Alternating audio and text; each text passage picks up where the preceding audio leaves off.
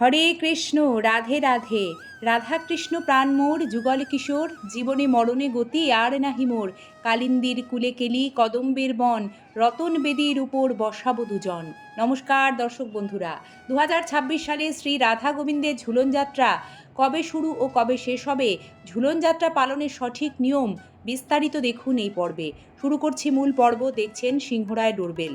দর্শক বন্ধুরা, শ্রাবণ মাসে শুক্লপক্ষে শ্রী পবিত্রা রোপণী একাদশী বা শ্রাবণ পুত্রদা একাদশীর দিন থেকে শুরু হয় রাধাকৃষ্ণের ঝুলন যাত্রা এবং সমাপ্ত হয় রাখি পূর্ণিমার দিন, যাকে বলরাম পূর্ণিমাও বলা হয়। 2026 সাল ও বাংলা 1433 বঙ্গাব্দে শ্রী শ্রী রাধাকৃষ্ণের ঝুলন যাত্রা মহোৎসব শুরু হচ্ছে ইংরাজি 23শে আগস্ট, বাংলা 5ই ভাদ্র রবিবার দিন থেকে। সেই দিন আছে পবিত্রা রোপণী একাদশী। ঝুলন যাত্রা সমাপ্ত হচ্ছে 28শে আগস্ট, বাংলা 10ই ভাদ্র শুক্রবার, সেদিন রাখি পূর্ণিমা। ঝুলন উৎসব চলে মোট 5 দিন ধরে। ঝুলন শব্দের আক্ষরিক অর্থ দোলনায় দোল খাওয়া, তাই ঝুলনের মুখ্য কাজ হলো দোলনা সাজানো এবং সেই সজ্জিত দোলনায় শ্রী রাধাকৃষ্ণের যুগল মূর্তি বা ছবি প্রতিষ্ঠা করে দোল দেওয়া, পুজো করা। ঝুলনের দোলনা সাজাতে হয় বর্ষাকালীন সুগন্ধি সাদা ও হলুদ ফুল দিয়ে, এবং সেই দোলনার যে রশি যেটি ধরে রাধাকৃষ্ণকে দোল দেবেন, সেই রশিটিও ফুলের সাজে সজ্জিত করবেন। প্রতিদিন কিন্তু দোলনার ফুলের সাজ পরিবর্তন করে সতেজ ফুল দিয়ে সাজিয়ে দিতে হবে। তারপর রাধাকৃষ্ণের যুগল মূর্তি বা ছবি প্রতিষ্ঠা করবেন, রাধাকৃষ্ণের পূজা করবেন, যথাসাধ্য মিষ্টান্ন নিবেদন করবেন। হলুদ রঙের পোশাক পরে ঝুলনের পুজো করতে নির্দেশ দেওয়া হয়। হলুদ রঙের ফল ও ফুল অর্পণ করবেন, এতে শ্রীকৃষ্ণ ও রাধারানীর বিশেষ কৃপা লাভ করবেন।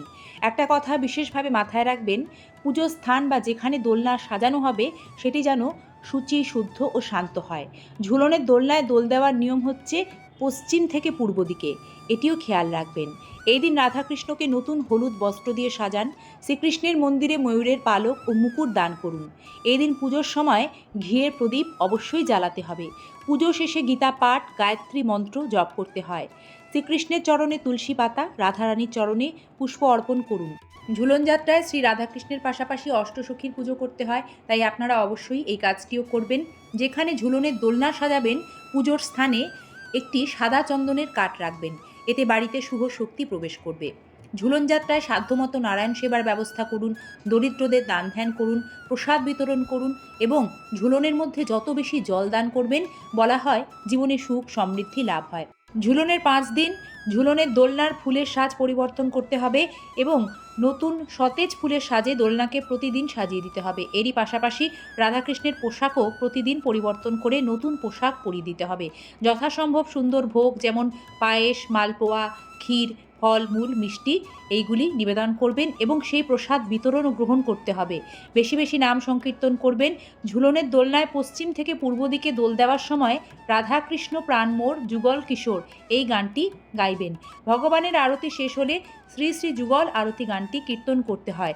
ঝুলন যাত্রার 5 দিন ঝুলনের দোলনার সামনে এবং বাড়ির তুলসী মঞ্চে ঘিয়ের প্রদীপ জ্বালিয়ে রাখতে হয়।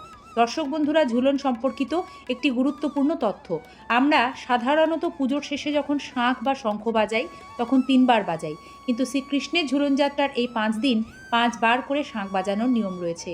তারপর শাঁখটাকে একটা কাপড়ে জড়িয়ে উঁচু জায়গায় তুলে রাখবেন। তবে অবশ্যই এই কাজ করার সময় শাস্ত্রের নিয়ম মেনে শুধুমাত্র ঝুলন যাত্রার এই সময়কেই নির্বাচিত করবেন। শ্রীকৃষ্ণের ঝুলন যাত্রা চলাকালীন সন্ধ্যাবেলা কোনোভাবেই ঘরবাড়ি ছাড় দেবেন না, এতে মা লক্ষ্মী রুষ্ট হন, সংসারে দারিদ্র্য আসে। ঝুলন চলাকালীন সময়ে আমিষ আহার গ্রহণ না করাই ভালো। এছাড়া এই সময় বাড়িতে কেউ সাহায্য চাইতে এলে তাকে কখনোই ফেরাবেন না, সাধ্যমতো দান ধ্যান করবেন। এইভাবে যদি সমস্ত নিয়ম এবং বিধিনিষেধ মেনে শ্রীকৃষ্ণের ঝুলন যাত্রা বাড়িতেই পালন করে থাকেন, তাহলে শ্রীকৃষ্ণ ও শ্রীমতী রাধারানীর আশীর্বাদ আপনার ভবিষ্যৎ জীবনকে অনেক বেশি সুন্দর সুসজ্জিত করে তুলবে। কেটে যাবে জীবনের জটিল সমস্যা, বাধা। সকলকে ঝুলন যাত্রার শুভেচ্ছা জানিয়ে পর্বটি এখানেই শেষ করছি। শ্রীকৃষ্ণ কৃপায় সকলের মঙ্গল হোক। জয় শ্রীকৃষ্ণ। রাধে রাধে। শুভ ঝুলন যাত্রা মহোৎসব।